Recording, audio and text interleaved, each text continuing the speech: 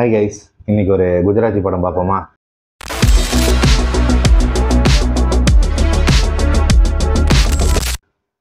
இந்த படத்தோட பேரு வாஷ்.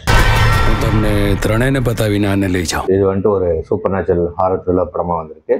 இந்த படத்தை டைரக்ட் பண்ணிக்கிறது கிருஷ்ணதேவ் யாக்னிக்கு. இந்த படம் தான் சமீபத்தில் இந்தியில் ரீமேக் பண்ணாங்க, சைத்தானுங்கிற பேரில். நம்ம மாதவன், ஜோதிகா எல்லாம் வந்துட்டு நடிச்சிருப்பாங்க. இந்த 2 படத்தோட பட்ஜெட் எவ்வளோங்கிறத கடைசியில் சொல்கிறேன். இப்போ இந்த படத்தோட கதை என்னன்னு பார்ப்போம். குடும்பத்தோட ஃபார்ம் ஹவுஸ்க்கு போறாரு நம்ம அதர்வா. அப்படி போற வழியில வந்துட்டு ஒரு தாபாலை நிறுத்தி வந்துட்டு பரோட்டா சாப்பிடலாம் அப்படிங்கிற மாதிரி சொல்றாரு. அதனால வந்துட்டு ஒரு தாபாலை நிறுத்தி வந்துட்டு இவங்க வந்துட்டு பரோட்டா எல்லாம் சாப்பிட்றாங்க. அப்படி பரோட்டா சாப்பிட்டு இருக்கும்போது இவருக்கு டீ குடிக்கணும்னு தோணுது. அதனால வந்துட்டு போய் டீ ஆர்டர் பண்ணிட்டு வர்றாரு. டீ ஆர்டர் பண்ணும்போது வந்துட்டு சேஞ்ச் இல்லாதனால சேஞ்சை கொடுத்து ஹெல்ப் பண்றாரு பிரதாப்புங்கிற ஒரு நபர். இந்த சேஞ்சு கொடுத்து ஹெல்ப் பண்ணனால அவங்க டேபிள்லேயே பிரதாப்பை வந்துட்டு உட்கார்றாரு. அப்படி உட்காரும்போது பார்த்தீங்கன்னா நம்ம அதர்வாவோட பொண்ணு ஆரியா வந்துட்டு பரோட்டாவை சாப்பிடாம இருக்காங்க.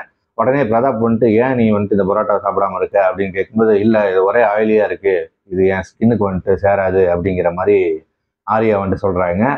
உடனே சரி அதை சாப்பிடட்டுன்னா என்ன, நான் ஒன்று தரேன் அதை சாப்பிடு அப்படிங்கிற மாதிரி சொல்லி ஒரு முட்டையை தராரு. அதை வந்துட்டு தயக்கத்தோடையே நம்ம ஆரியா வந்துட்டு எடுத்து சாப்பிட்றாங்க. சாப்பிட்டதுக்கு அப்புறம் பார்த்தீங்கன்னா நம்ம பிரதாப் பண்ண அந்த பரோட்டா சாப்பிடு அப்படின்னு சொன்னோன்னே அந்த பரோட்டா ஃபுல்லாத்தையும் அடித்து காலி பண்ணிடுறாங்க. இதுக்கப்புறம் பார்த்தீங்கன்னா அங்கே லைட்டாக உப்பு சாகிறனால வந்துட்டு நம்ம பிரதாப்புக்கு ஒரு குட் பை சொல்லிட்டு அவங்க கிளம்பி ஃபார்ம் ஹவுஸ் போயிடுறாங்க.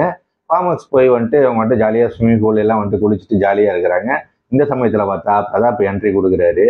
நம்ம அதர்வா வந்துட்டு ஷாக் ஆகி இவன் எங்கடா இங்கே வந்தான் அப்படிங்கிற மாதிரி நேராக போய் என்னையா இங்கே அப்படிங்கிற மாதிரி கேட்கும்போது நம்ம பிரதாப் சொல்கிறாரு, இல்லை என் வண்டி பிரேக் டவுன் ஆயிடுச்சு, அதனால என் பொண்ணுக்கு கால் பண்ண நெட்ஒர்க் ப்ராப்ளமாக இருக்குது, உங்கள் லேண்ட்லைன்லேருந்து ஏதாவது வந்துட்டு ஃபோன் பண்ண முடியுமா அப்படின்னு வந்துட்டு ஹெல்ப் கேட்குறாரு.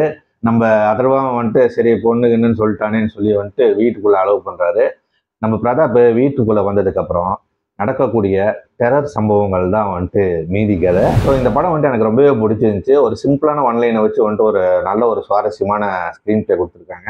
அதுக்கே வந்துட்டு நம்ம டைரக்டரை வந்துட்டு பாராட்டணும். இந்த பிரதாப்பா நடித்த அந்த கேரக்டருமே வந்துட்டு ரொம்பவே சூப்பராக பண்ணியிருந்தாங்க. கொஞ்சம் ஹெவியான கேரக்டர், அதனால வந்துட்டு அது நல்லாவே ஸ்கோப் இருந்தது ஆக்டிங்க்கு. அதே மாதிரி பார்த்தீங்கன்னா அந்த ஜான்கி போடிவாடாங்கிற அந்த பொண்ணா நடித்தவங்களுமே நல்லாவே சூப்பராக பண்ணியிருக்காங்க. ஹிந்தியில கூடயும் அவங்க தான் வந்துட்டு அதே கேரக்டர் வந்துட்டு பண்ணியிருக்காங்க. ஸோ வந்துட்டு அதெல்லாம் வந்துட்டு ரொம்பவே சூப்பராக இருந்துச்சு. அவங்க அம்மா கூடயுமே ஒரு சீனில் பார்த்தீங்கன்னா ஆரியா வந்து ட்ரெஸ் அவுக்கிற மாதிரியான ஒரு சீன் வரும். அந்த அந்த சீனை வந்துட்டு நல்லாவே ஸ்கோர் பண்ணியிருப்பாங்க. சூப்பராக வந்துட்டு அதை ஆக்ட் பண்ணி வந்துட்டு நல்லா கனெக்ட் ஆகிருந்தது. அந்த சீன் வந்துட்டு சூப்பராகவே இருந்துச்சு. ஸோ இந்த மாதிரி வந்து இந்த படத்தில் வந்துட்டு நிறைய சுவாரஸ்யமான விஷயங்கள்லாம் இருக்குது. அவங்க அப்பாவை அறையிறதாகட்டும், அவன் தம்பியை வந்துட்டு மண்டையை பழக்கிறது, இந்த மாதிரியான பயங்கரமான சுவாரஸ்யமான விஷயங்கள்லாம் வந்துட்டு அந்த ஃபார்ம் ஹவுஸ் கூட நடக்கும். மொத்தமாக இந்த கதையை பார்த்தீங்கன்னா அந்த வீட்டுக்குள்ளேயே நடக்கிறதா வந்துட்டு காமிச்சிருக்காங்க. அதை எவ்வளோ சுவாரஸ்யமாக காமிச்சிருக்காங்க, போர் அடிக்காமங்கிறதா முக்கியமான விஷயம். இடையில இந்த பாட்டு போடுறதாகட்டும், வெளியே அந்த மழை பெய்யுறது, இதெல்லாம் வந்துட்டு அப்படியே கனெக்ட் பண்ணி ரொம்பவே சூப்பராக பண்ணியிருந்தாங்க. டக்கு டக்கு டக்குன்னு அப்படியே போகுது படம். சில சீன்லாம் பார்க்கும்போது என்னடா இப்படி போயிட்டு இருக்கு அப்படிங்கிற மாதிரி தான் இருக்கும் நம்மளுக்கு. ஸோ இது வந்துட்டு ஒரு நார்மலான ஒரு லைட் ஹார்ட்டட் பீப்புள்ஸ்லாம் வந்துட்டு இந்த படத்தை பார்க்கலாங்க. இது போக வந்துட்டு கிளைமேக்ஸும் எனக்கு ரொம்பவே பிடிச்சிருந்துச்சு. அது கரெக்டான கிளைமேக்ஸாகவே இருந்துச்சு, ரொம்ப கன்வின்சிங்காக இருந்தது. இந்த ஐஸ் ஆஃப் த டெவில்ங்கிற படத்தில் பார்த்தீங்கன்னா வந்துட்டு சைக்கோவை தேடி வந்துட்டு நம்ம ஹீரோ போவார். கடைசியில் பார்த்தீங்கன்னா நம்ம ஹீரோவே வந்துட்டு சைக்கோவாக மாறிடுவார். அந்த மாதிரியான ஒரு கான்செப்ட் தான் இதுவும். ஸோ அந்த விதத்தில் வந்துட்டு இது ரொம்பவே சூப்பராக இருந்தது. ஒரு வில்லன் எப்பவுமே ஹெவியாக இருந்தாலே போதுமானதாகவே இருக்கும். குறையா இருக்கிறது பார்த்தீங்கன்னா வந்துட்டு அவருக்கான நீட் என்னங்கிறத வந்துட்டு சொல்லலை. ஓகே ரைட், அது சொல்லணும்னு அவசியம் இல்லை.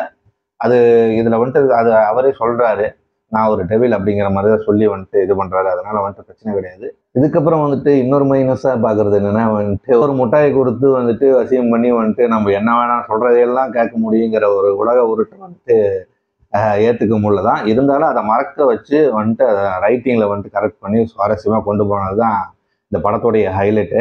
ஸோ இந்த படத்தை பார்க்கணுன்னா நீங்கள் வந்துட்டு ஒரிஜினல் இந்த வேஷே பாருங்க. ஹிந்தி வந்துட்டு அவ்வளோ சிறப்பாக இல்லைங்கிறதா என்னுடைய கருத்து. ஸோ இதோட பட்ஜெட் என்னன்னு கேட்டிங்கன்னா இது வந்துட்டு 45 லட்சத்துலேயே வந்துட்டு எடுத்து முடிச்சுட்டானுங்க. அவ்வளோ சூப்பராக இருந்துச்சு.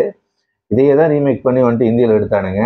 இந்த ஃபர்னிச்சர்லாம் உடச்சி நாசம் பண்ணி பார்க்குற நம்மளையும் வந்துட்டு சித்திரவதை பண்ணி அதுக்கெல்லாம் மொய் எவ்வளோ வச்சுருக்கானுங்கன்னு கேட்டிங்கன்னா 65 கோடி.